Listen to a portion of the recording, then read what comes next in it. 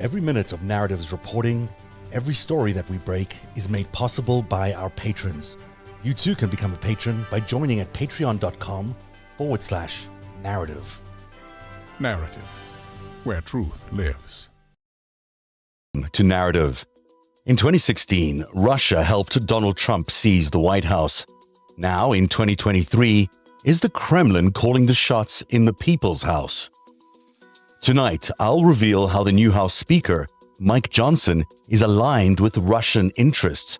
This raises serious national security concerns as he pushes for the impeachment of President Joe Biden. And later, paid members are invited to a special event, a workshop, where I'll lay out what I know so far on the Hunter Biden investigation. You won't want to miss this special edition of Narrative, and don't forget, the only way to access that content is by signing up for a membership at Patreon, YouTube, or now on Substack. Your donations are so greatly appreciated, and we need them now more than ever.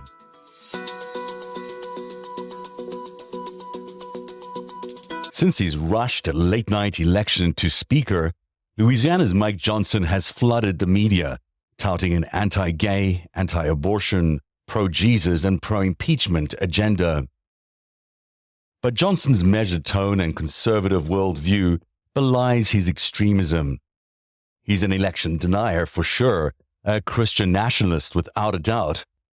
But my investigation reveals he's also made a political career by aligning with Russian interests, which becomes all the more germane at a time when Russia would like to see President Biden impeached. Let's look at American Ethane, a Houston-based firm that produces ethane from shale. Despite the red-blooded name and the U.S. headquarters, it's actually a subsidiary of the Kremlin. American Ethane has bankrolled Johnson for years. Why, you might ask?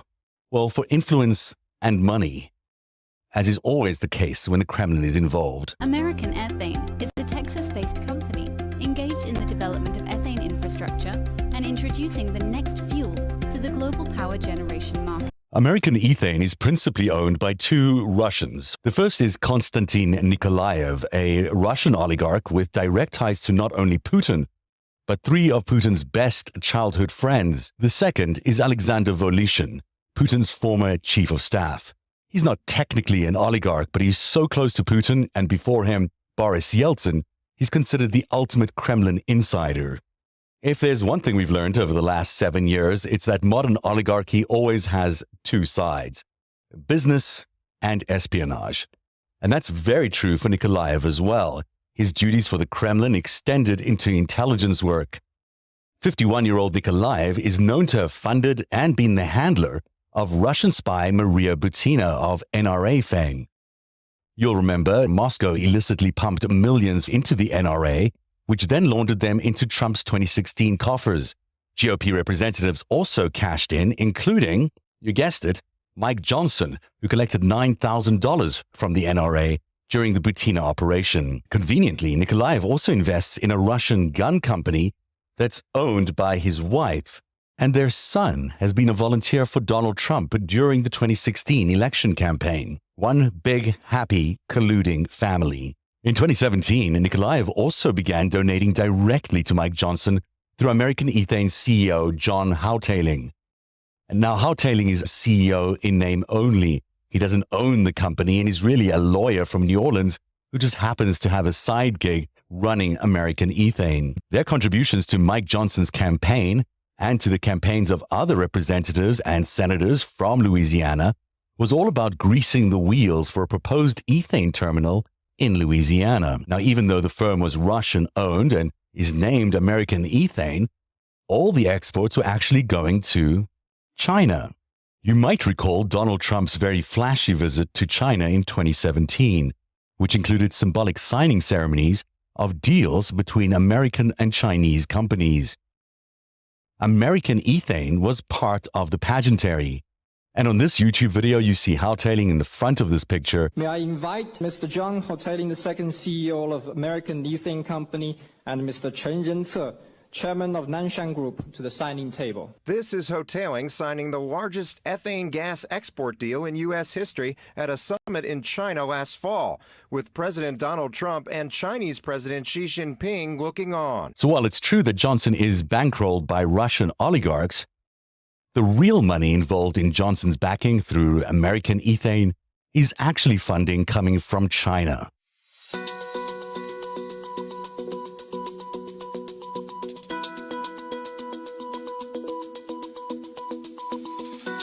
There's also evidence tying Johnson's LGBTQ zeal to Russia's global push to criminalize homosexuality.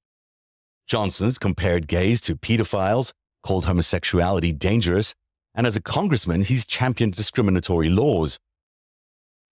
In the 2000s, Johnson advised Exodus International, the ex-gay conversion therapy group. At the time, Johnson was a lawyer for the Alliance for Defending Freedom, a religious rights legal aid group of sorts. ADF is one of the key U.S. partners of the anti-LGBTQ organization, the World Congress of Families. Previously, I've exposed how Putin exploited the World Congress of Families to court U.S. conservatives and evangelicals using another oligarch, Konstantin Malofeev, who is a patron of the Russian Orthodox Church. Malofeev is represented at the World Congress of Families by Alexei Komov. Johnson's work for the Alliance Defending Freedom would have coincided with Alexei Komov's time as the Russian representative at the World Congress of Families. All told, Johnson had a thriving practice, pushing anti-LGBTQ laws as a legislator and then defending them as a lawyer. Yet despite billing hundreds of thousands of dollars in legal work, Johnson mysteriously has no bank accounts. He earned $400,000 defending one anti-gay law in California, which raised some concerns as he was also the author of that law.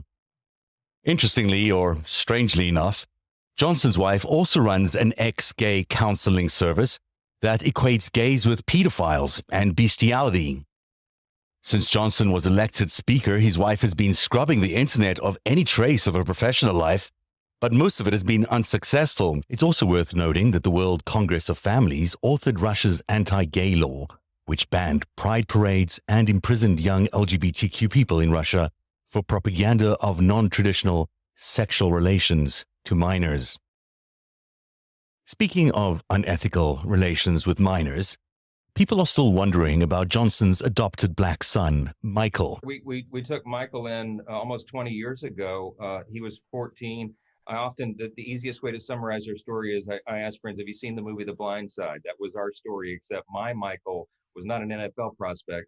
The new House Speaker adopted his black son, Michael, when he was just 14, and Johnson was 25. That was 2 years before Johnson met his wife. According to the Johnsons, they raised Michael, then had their own family, but you'll find very few photos of the adopted Michael with the rest of the Johnsons. The speaker has also been at pains to cover up specifics of the story. Similarly, Johnson has hidden from his resume a stint in 2010, when he was the dean of a Baptist law school that never opened because it was embroiled in fundraising and child abuse scandals. These attempts by the speaker to cover up elements of the story around his adopted son, or his wife's cover-up about her professional career as a conversion therapist, or even the scandal at this law school where there was child abuse allegations, all suggest that the speaker may not be as transparent as he could be. The speaker does seem like an upstanding man, but these consistent attempts to whitewash the past suggest there is much more to the story.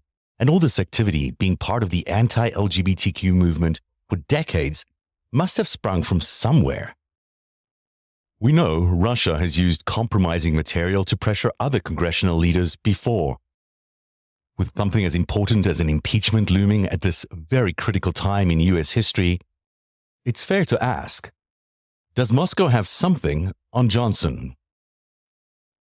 Soon, it'll be up to Mike Johnson to decide whether to keep chasing what is essentially a Russian disinformation operation about Hunter Biden. The result may be the impeachment of the President Joe Biden. The stakes could not be higher, and at a time like this, the American people deserve the full story.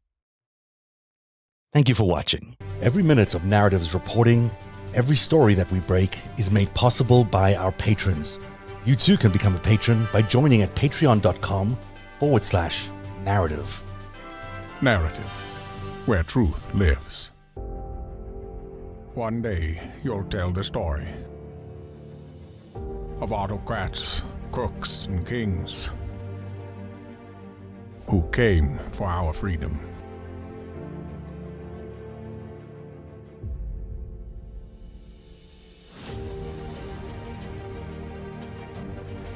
A story of citizens who stood up to tyranny and won.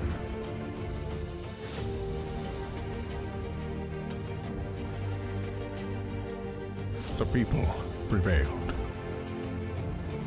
and renewed an old vow to a more perfect union. And that was just the beginning. The story continues. Narrative, where truth lives.